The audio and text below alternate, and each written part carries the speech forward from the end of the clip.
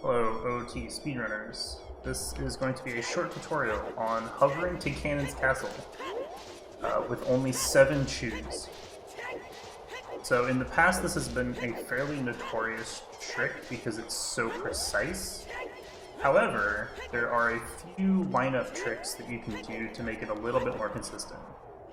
So to the left of the videos there's some text to just the general guidelines, but I'm going to go through in detail kind of what you want to look for. So the first thing we want to do is position Link, and the position is pretty much anywhere on this left line. I traditionally aim for his left foot being on top of it, but him being centered on it is fine. Next, we need an angle.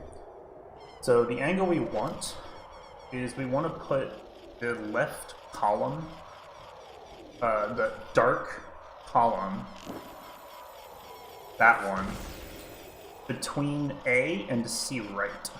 So like that. It's fairly lenient, so just kind of aim for that. Then we're going to turn around. And I'm going to quickly make a save state. So now I just get ISG. Now we just get ISG. And you want to do your initial hover, which I can't seem to do right now.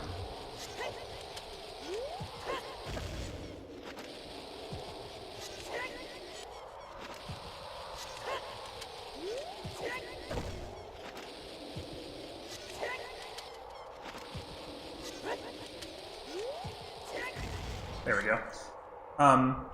The initial hover is fairly important. You want to get basically as far off the ledge as possible, but in the end, I don't think it matters. So basically, all you want to do is get off the ledge and be hovering. So now what we want to do is angle the camera, and we can do this by pulling a first-person item, holding ESS, and then rolling. The thing is, though, we want this camera to be very specific. And there is a 4-frame window to roll after holding ESS, and it is 12 to 16 frames after you've pulled the first-person item. However, you can just hold ESS and try over and over until you get the camera. And basically what we want is for it to be facing directly parallel to the bridge, and for Link to be able to walk up. See, so here it's parallel, but I can't walk up. If I just hold up, he angle walks. So I was actually a frame late.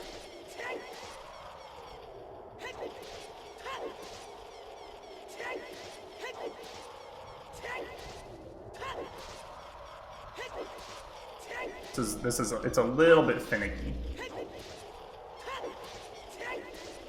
There we go. This is exactly what we want. So it's parallel to the bridge, and Link will walk up.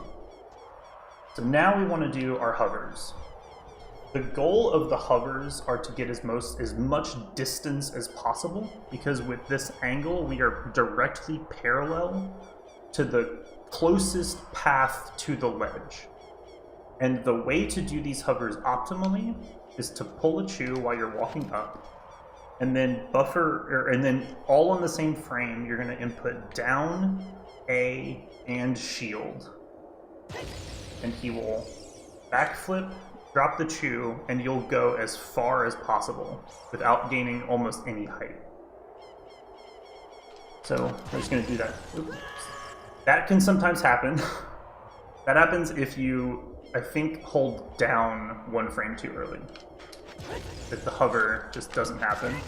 And you can go off to the side like that as well. All of these little things are variants in how you're inputting the hover. Right now I'm gaining height, which is not good, but I'll just show what happens when you gain too much height. So I've gained a lot of height because my R presses were early, and now if I try to backflip, he'll fall. You can sometimes save this by doing a backward side hop. So yeah, I'm actually too far away, so this won't work. Let's go back to the save state and see if I can get some better hovers.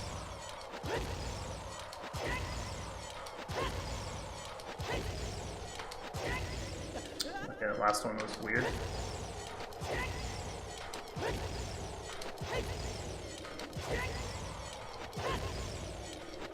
There we go. 7 chews.